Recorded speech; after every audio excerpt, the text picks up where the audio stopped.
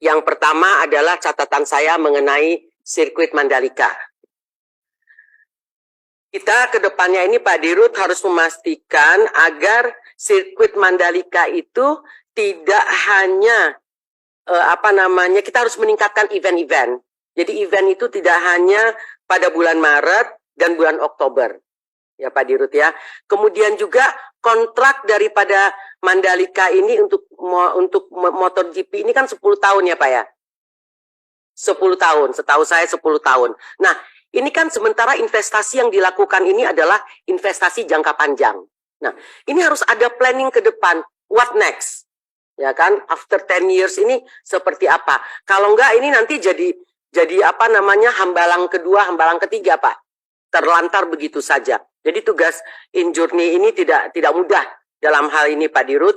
Kemudian catatan saya mengenai pariwisata. Kita tahu memang kunjungan pariwisata kita pada saat ini sudah meningkat. Namun belum kembali ke dalam kondisi normal. Kan begitu Pak. Oleh karena itu mesti ada inovasi-inovasi baru bagaimana kunjungan pariwisata kita ini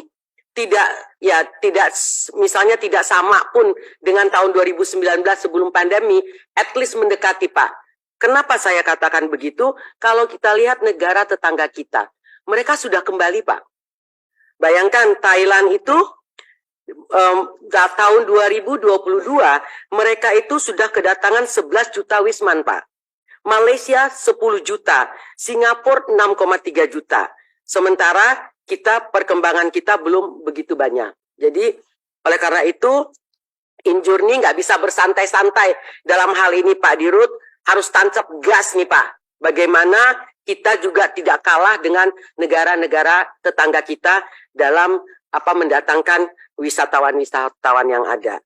Pak Dirut, saya belum melihat optimalisasi di dalam sinergisitas antara perusahaan-perusahaan di bawah holding InJourney ini.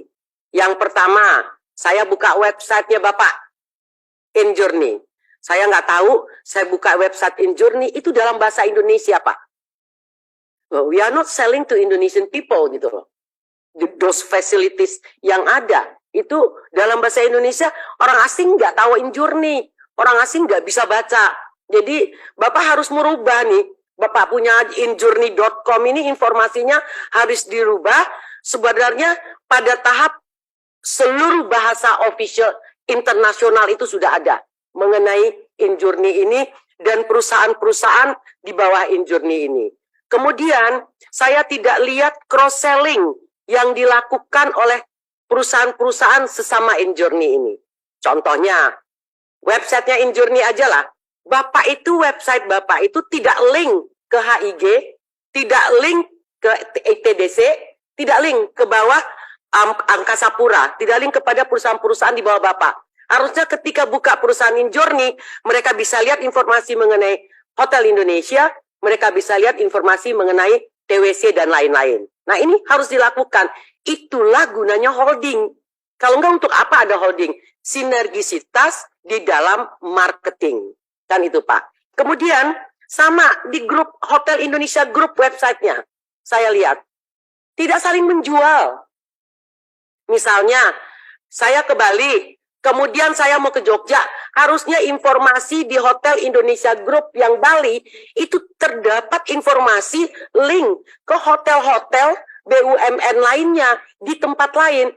Jadi ketika saya mau pergi, saya tahu, oke, dari Bali gue nih mau ke Jogja, gue tinggal di hotel mana. Saya senang dan puas dengan services dari HIG, saya cari lagi, oh Jogja, there is a BUMN hotel, ada ini. Ini nggak ada.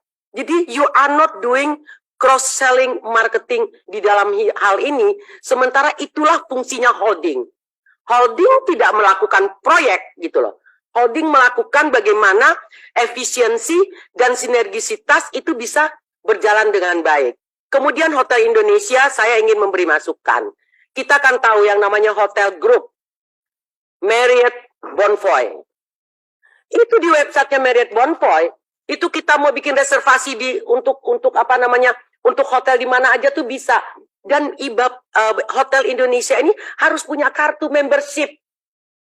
Hotel Indonesia, kalau saya punya kartu Marriott, ya kan itu kalau tinggal di ini, kalau kita udah platinum, kita dapat upgraded automatically ke suite dan lain-lain, dan cross selling. Tirulah Marriott Bonvoy itu di dalam membership mereka. Apa manfaat menjadi member? Jadi ketika orang ini, gue mau nambahin, gue punya poin, kan begitu. Gue mau tinggal tetap di hotel BUMN supaya poin saya banyak. Ketika saya mencapai tahap platinum card atau gold, itu saya bisa dapat free updating, saya dapat free breakfast, saya dapat room night free. Nah ini harus ada. Kalau nggak, ngapain punya Hotel Indonesia Group, tapi tidak punya card holding itu untuk semua. Ini harus dilakukan, Pak Doni. Banyak sekali saya lihat hal-hal yang belum dilakukan oleh holding-holding ini di dalam melakukan cross-selling antar holding. Kemudian ada akord yang bisa dicontoh, Bu. Itu Hyatt, ya kan, istilah dia World Cup kalau Hyatt itu. Marriott Bonvoy. Itu harus dibuat oleh oleh Hotel Indonesia dalam hal ini. Kemudian mengenai bahana, udah selesai Pak Doni, jangan tegang dulu. InJourney udah selesai. Mengenai bahana. Ya, memang saya melihat dari apa yang dipresentasikan oleh Bapak tadi, unit bis PMN, kan begitu Pak. Bagaimana untuk migrasi daripada Polis Jiwasraya ke IFG Live, kan begitu Pak. Ya pada dasarnya supaya ini cepat selesai, saya dukung, begitu Pak. Kalau enggak, ini berlarut-larut, kompleksitinya itu akan semakin besar ke depannya. Namun demikian Pak, tadi Bapak katakan berdasarkan instruksi Presiden, saya catat di sini Pak. Bapak harus melakukan negosiasi terhadap orang-orang yang belum mau, ya kan, mengikuti program yang Bapak lakukan. Saya pengen tahu Pak, sebenarnya yang menolak restrukturisasi itu berapa sih nilainya Pak? Kemudian siapa-siapa aja sih yang menolak ini, gitu loh Pak. Nah itu juga saya pengen tahu. Terus Bapak tadi menyinggung mengenai pengembangan usaha Bapak nanti kepada dana pensiun juga. Bapak sampaikan tadi. Hati-hati Pak. Saya nih dana pensiun kita nih bomnya belum meledak aja di Komisi 6 dana pensiun ini gitu. Bahwa kita riweh sekali dana pensiun ini dan utangnya begitu besar. Ya kan 12T berapa kalau saya nggak salah itu Pak, yang belum diselesaikan. Nah ketika Bapak nanti akan membuka pengembangan usaha ke dana pensiun ini, nah saya ingatkan, saya ini kan agar benar-benar hati-hati Pak, jangan terjadi ya kan sebelum selesai bom di dana pensiun yang satu ini Bapak mau mengembangkan lagi kepada dana pensiun.